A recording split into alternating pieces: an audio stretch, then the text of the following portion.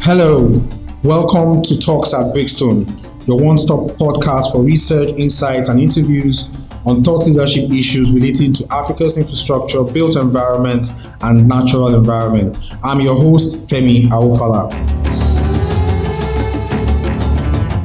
Today, we'll be talking with Mr. Afun. He's a commercial lawyer and the chair of the Aviation, Shipping, and Oil and Gas Services Finance Practice Group with Bloomfield Law Practice.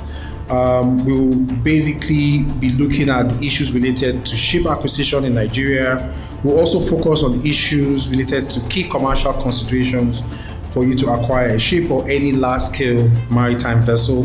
Mr. Afun has worked, for over 15 to 20 years and is one of the top 40 lawyers under 40 in Nigeria, and also his law firm is also under the Legal 500. Thank you and welcome, Mr. Afun. Thank you for having me. Good morning. Good morning. In a couple of minutes, we'll just basically run through a number of issues we feel ships have become an important asset to the Nigerian, trade and maritime space, and we would just like to know, what do you think are the motivations for shipping? Thank you again for having me. I think we all know that shipping is the major means by which goods and services are moved around the world. About 90% of the world's trade is by shipping, is by use of ships. More importantly, from an African perspective, we need to understand that it enables trade, and for countries like Nigeria that have oil and gas assets, it actually is a very instrumental part of it, of the development and exploration of oil and gas assets. So it's something we can't do without, and something that will be with us for the next couple of years. All right, thank you so much. I've also seen that too, because a number of times we basically talk about growing our GDP, we talk about growing our exports, we talk about growing our import, growing our oil and gas, and Nigeria's GDP in terms of movement of goods and services actually anchored on the maritime and shipping industry. And we believe that this podcast will help a number of sponsors who are interested in acquiring a ship or going to a transaction that involves shipping to really know what the integrities are and what are the things they should basically look out for. So, we as Brickstone, we basically advise clients typically on the financial or the transaction aspect of a number of these large-scale assets, but a number of them are basically not prepared for what the whole shipping acquisition process is all about. So basically, sometimes they ask, what are the options for acquiring a ship? What models or what ways or what pathways could any young entrepreneur or oil and gas service company or marine company need to be aware of in terms of the options available? Well, I think for the purpose of this podcast, I need to point out that you can acquire a ship either for local trade, regional trade, or international trade, but I'll limit it mostly for purpose of local and regional trade. The options are similar for all those three heads, but I would say generally you have three options. You can either build or construct a new ship, you can either buy a ship, or thirdly, you can lease a ship. That's a lease, you can either look at it for leisure time charter, variable charter party, or a full charter party. Those are the basic three options that you have available. Now, the question as to which option you would choose will determine as to what you want to use it for. You look at the issues as to what do I need the vessel for? Do I need a specialized vessel? Do I need a short-term vessel, maybe like a seismic vessel to conduct some tests, whether some water surveys that it's not worth me buying it, I can just lease it, get it done, and return it to wherever I leased it for. And also most potentially issue of cost that the funds I have available. Some of these things we'll be talking about later, but those are the three broad heads. Okay, so that's really nice to know. And there's basically a very huge market especially in the shipbuilding, shipbuilding market, where you're acquiring a new vessel There are a number of shipyards in Asia and also in Dubai and also in Europe. I'm not aware whether there are any shipyards in West Africa where they build ships. Are you aware of any? Yeah, you have one or two, I'll say assemblies. Assemblies, okay. Okay, where you can just... Assemblies. In Nigeria, you have one called WAS, which was very, very instrumental to coupling a lot of vessels for a company called Bourbon. Okay. They have this fleet of crew boats, fast intervention vessels. They call them surfers. Okay. They built a lot of them, and they're one of the first few companies in Nigeria that actually have 100% that tick the box for that cabotage requirement for vessels being built in Nigeria. Wow. Okay, that's interesting to know. In South Africa, there's a company called Nautic, which is essentially trying to take advantage of South African labor and materials to build, I would say, assemble vessels as well too. But they bring in the materials, flat pack, aluminium from China and other parts of the world, and they build it up there. Oh, great. So, as a shipyard, we're going into the new vessel process. What basically happens? So, can I just I want to go and buy a car? Can I just go to a shipyard and say, I need a vessel for myself or for a trade, or I'm into oil servicing for maybe offshore support vessel or something? What do they expect from me, and what exactly am I going into in meeting a shipyard owner? Well, I'll tell you first and foremost, it's at the motivation as to why you want a new vessel vis-a-vis second-hand vessel is very important. Some of the ancillary reasons include the fact that you want a specialized vessel, you want a particular type of vessel that does something. For instance, you want to have a pipe-lay barge that can deal with certain requirements within Nigerian waters, which is not commonly used. Maybe you want to have a big crane on board it to consider that. So first of all, you need to find a shipyard. You need to know what type of vessel you want. Find a shipyard that can actually provide that service for you within the time frame. Within the shipping new build industry, you tend to have each shipyard has a certain capacity it can run over a period of time. So you need to find the one that has availability for you at that point in time, and that can actually meet the requirements and has a reputation and capability and competence structure to deliver what you want. So you also look at the fact that you could be a ship owner that wants to reinvest in your fleet portfolio. Typically, you have typical lifespan of vessels range between 20 to 25 years. But we've seen in experience that by the time you have a vessel that is 10 years old, people tend to sell them into the second-hand market, and at that point in time, that's when you have them investing in new ships. Also, you have those that are also speculating for futures. So they also might want to build and look at it. Okay, the market is going in the direction of clean fuels. Let me quickly place an order with the shipyard so that at least they can build the hull and lay the keel for me to whenever the technology gets there, then at least I can sell my slot to somebody else. So some of the issues that you look at. But once you identify that, you identify your shipyard and put it in perspective, and then start the whole process. Yeah. Then also, what about in situations where you have a contract, say a local base contract with the Nigerian oil and gas, and you maybe you need a ship to maybe lay a pipeline or something, and there's an opportunity to acquire one because you believe that this contract might last up to 5 years and things. Wouldn't they want to see the contracts you have and the kind of capability for you to keep on paying the requirement milestone payments for the shipyard owner? And what kind of information will you need to provide for that? Well, for a contract based, it's very rare. You're going into a different realm when you're talking about an underlying contract for a new build. A new build is always based on the fact that you approach a shipyard. I want to build this vessel. They tell you the contract price. Okay. And then you pay a deposit or something. You then have payment terms that come into perspective. Typical new build, one of the advantages of a new build is that it allows you to spread your installmental payments. You're not dropping everything at once. Okay. So you can say, upon execution of shipbuilding contract, you pay 5%. Upon laying the keel, we do this. Okay. Upon doing the next stage. So there are stages. Correct. So that allows you, but most of the time you tend to have new builds being financed. Correct, yeah. By a bank. Correct. Or financial institution or privately.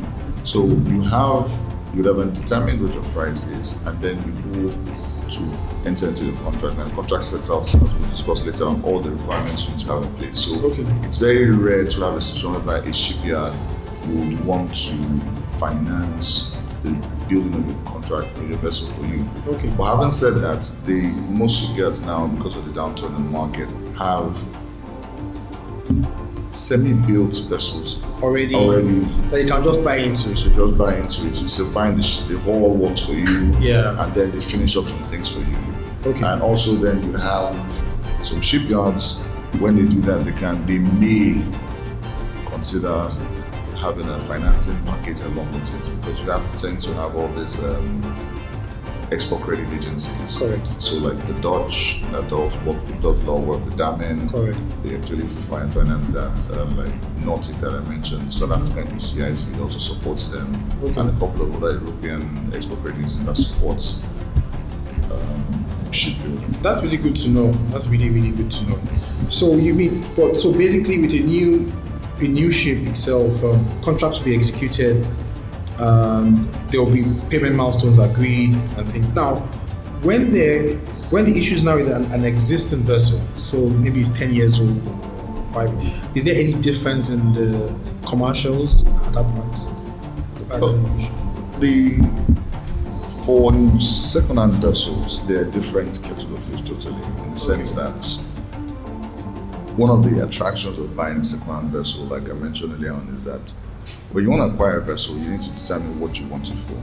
Okay. So, a new build, yes, you probably find it from a seasoned ship owner that wants to reinvest his fleet, or an existing EPC contractor or vessel owner that wants to acquire a specialized vessel.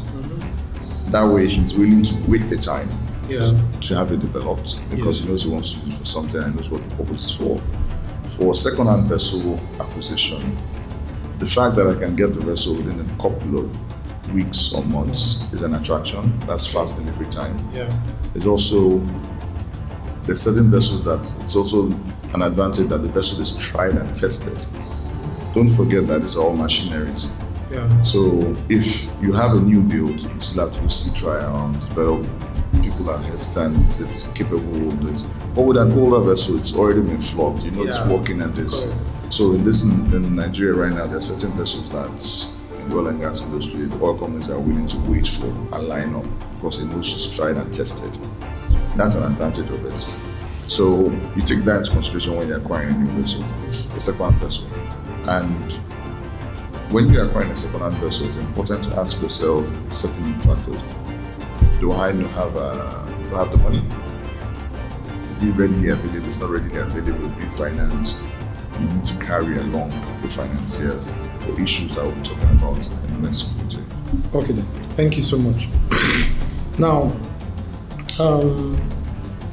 another area that has been spoken about more is when we talk around standard form contracts that are being used, typically the Norwegian Shipbrokers Association Memorandum of Agreement, and for sale and purchase of ships.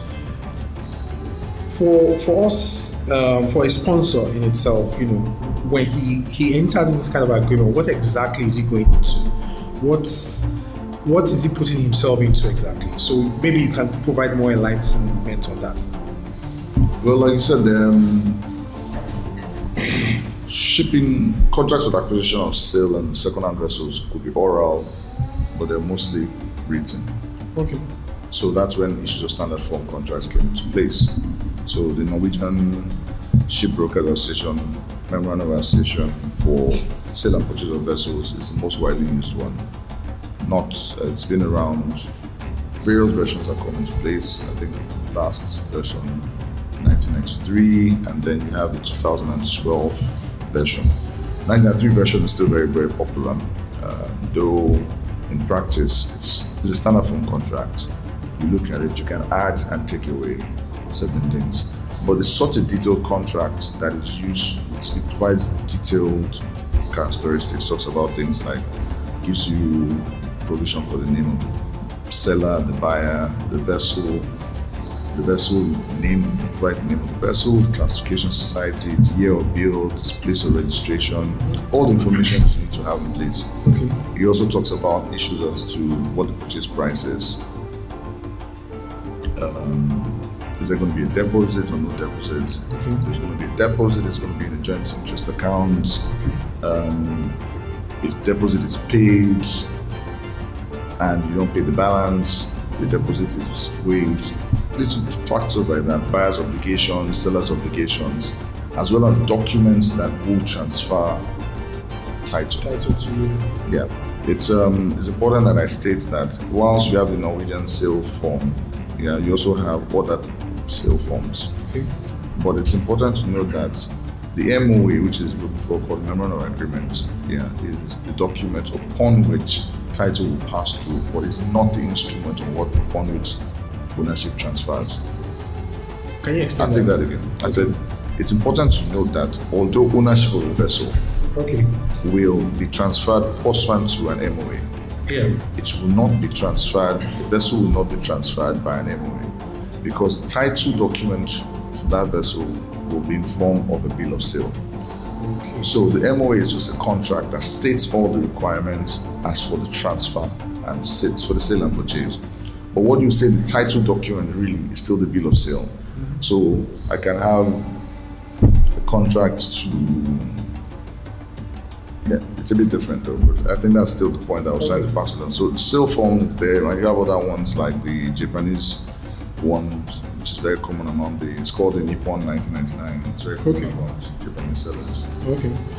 So as a counsel, for your clients, maybe in Nigeria or in West Africa, what will you advise? Especially, for example, maybe he's trying to go into this shipping business as a contract-based shipping, maybe have contracts from oil and gas, and is trying to get these used vessels in itself. We know there are laws also related to compliance with Nigerian NIMASA and things. What are the various points where you've gotten an offshore flag vessel, you're bringing it to Nigeria? What exactly should sponsors basically be looking out for to ensure that they minimize their risk and costs? I think it's you rightly pointed it. The most important thing that we've noticed is that once you've identified a foreign flagged vessel, that brings into perspective the fact that the seller may potentially be a foreigner and you as a Nigerian buyer. So you're both in two different jurisdictions. Exactly. So what tends to occur a lot of time is that I have a need for a vessel, I then speak to shipbrokers or agents, I need this particular kind of vessel. They have this information at their disposal, they identify the vessel, speak to the agent or the foreign vessel owner, or the foreign vessel owner directly, and they start negotiating on behalf. Terms are going back and forth. Now, are there lawyers involved at that beginning stage, or just most of the time they just have agents? Okay. Agents find the vessel for you, give you the spec, it meets your requirements, they tell you what the offer is, you make an offer, they accept. But correspondence are going back and forth. And don't forget there are legal implications on when someone is acting for you as an agent. It's binding on you. So it's always very important in all your correspondence to mark it subject to contract, subject to contract, subject to contract, so that you understand at that point then that we're not bound by anything that is written until we actually signed a contract under a pre-agreed or properly negotiated MOA.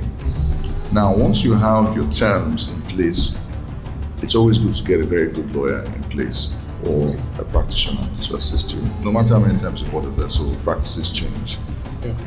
Because you're in two different jurisdictions, it's most likely that the contract will be subject to English law, which is the most universal law in shipping, or some other foreign law. So in that case, you need to either have a local lawyer or a lawyer in that jurisdiction to look over that document to tell you what your rights and obligations are. Another challenge you have is that due diligence. You can't stress it enough. Because the vessel, you're in different jurisdictions, you need to be sure that the vessel actually meets the requirements of what they're giving you on paper. Okay. So we always advise that you actually get an inspector, someone to do an inspection for you. People want to save costs, but sometimes it's good to get very good qualified inspectors that have liability insurance. Okay. In case you find anything subsequently after a purchase that you should have picked up during inspection and you want to sue them for that. Yeah. If you go and get a very cheap inspector, there's nobody to hold on to. They will give you a detailed report on the condition of the vessel as to what she is and what she provides for. In the MOA, there are certain clauses that tells you that you've either done an inspection or you haven't done an inspection. And there's also another clause that tells you that there's what they call an underwater inspection. So whilst you can do an inspection of all the engines and checking things like this, you have an option also as well when you're buying to ask the seller to lift the vessel out of the water, put it in a dry dock for you to look under and see if there's anything there. Or you go and get divers to go into the water to look at it. So just to do your due diligence. Another key aspect is that because vessels are mobile assets, and encumbrances can attach them in different parts of the world that you are not aware, you need to actually ensure you actually do your due diligence on the owner. Are there charges? Are there things in place with liabilities? Yes, and ensure that that's also referenced by way of indemnification in your MOA document. And more importantly, a lot of Nigerians in the last couple of years have been known to lose money on deposits. Okay. You rush into signing an MOA, put a deposit down, and you haven't actually identified where you're going to get the funding to pay the balance. So that deposit is non-refundable. Non-refundable. If you negotiate it as non-refundable. Okay. Wow. Okay. So nobody even negotiate that it's refundable. I mean, you must be serious about what you want to do. Yeah, I think no seller will want to negotiate that it should not be non-refundable. There was a rush. I think at some point in time when there was a rush to develop Nigerian ownership of vessels for tankers, for shuttle tankers, 5,000 cross tonnage and things. And so a lot of people were out there signing all sorts of things. A serious seller would ask you for the color to show your money. Yeah. They either want to get a comfort letter from the bank or whatever it is, or availability of funding. But then people go and represent all sorts of things, so they lose their 10%. So it's quite common. Wow. But there are quite instances where it's refundable, or you don't even discuss issues of deposits. It's just a matter of we'll pay. That's it. Exactly. So the other third part you mentioned was also in leasing. Yeah. How does that work? So leasing, like I mentioned, there are three different types of leases that are commonly used. There's what they call a time charter, which essentially is a charter of a vessel for a period of time. So I come to you, I say I want to charter Brickstone 1 for 1 year. And by so doing, the owner of the vessel gives me the vessel with the crew. Okay. And I give instructions to the crew. So I pay my agreed higher rates, monthly or whatever it is. The only obligation I have is to provide bunkers, which is like fuel and oil to the vessel. Okay. So the vessel does my bidding for the stated period of time. It's what they call a bare boat or a demise charter, which essentially is they give me the boat bare, just the boats. Okay. I'm responsible for crewing her, shoring her, fueling her, and doing everything. The insurance now, for the insurance, am I insuring on like theft, or is it very comprehensive? Well, you have the typical insurance you tend to have. You have what you call hull and machinery, which is covering the vessel itself, the hull and the machinery, which makes up the vessel. Okay. You have what you call P&I, which is protection and indemnity, which is for liability. So P&I are mutual associations that started a couple of 100 years ago. There are about 12 or 13 of them that form up the members of the international group of P&I clubs. Okay. They are the double A or triple A rated protection and indemnity insurance, providing mutual defense for their members. Okay. So, and then you have other insurance risks like what they call war risk. So for areas around the world like Nigeria, Middle East, were deemed war risk areas. I think there was a ship that was blown up in Iran Recently, last week. Recently, yeah. Wow. So And that has spiked up the cost of war risk insurance around that area. wow. So you also have what you call KKR, kidnap and ransom, Okay. which is also very prevalent now. Like the Niger Delta things. Yes, so you have insurers that provide things like that. So the P&I insurers also provide a risk called FD&D, which is like a defense policy, so that if you have any claims against the vessel, they provide funding for lawyers or claims handlers or they support you to defend the claim. Wow. Interesting. So you were mentioning that you take insurance also. Yeah, so under the bareboat, you take the insurance. Then for the voyage charter, it's just a simple, I need the vessel to take my... Like in sports? Yeah. Okay. Cargo from Lagos to Port Harcourt, finish. Okay. But having said that, there's also a variant which you've seen in the last couple of years, which is what we call like a seller's credit. You have instances whereby you want to buy a vessel and you don't have the financing in place. Okay. Yeah, you could either do what we call a lease to own, which you have entered to a bareboat with an option to buy it at the end of a 10-year period under a bullet payment. Or interestingly, we also seen instances where we recommend to clients where the seller is willing to do what we call a seller's credit. They sell you the vessel from day one, and then you have spread payments instrumentally. So what the difference is that with the bareboat with an option to buy, I don't have title until I pay. Correct. But with the seller's credit, I have title from day one, but with security obligations to pay the balance over a period. And how does issues of conflict happen? So I fail to pay after some time, like a typical bank or corporate sponsor, maybe for issues of the contract expired or I was not able to secure a new contract. Who reverts? How does it revert back to the owner? What happens? Typically, those are part of the security packages. So, like I said, seller's credit is almost like financing. So the same terms you see in a loan financing document for the acquisition of the vessel are similar to what you see there. You have to have a security package, security documents negotiated. Things like mortgage over the vessel, which will be registered at the Nigerian Flag Registry, as well as the CAC to indicate that I have a charge on that vessel.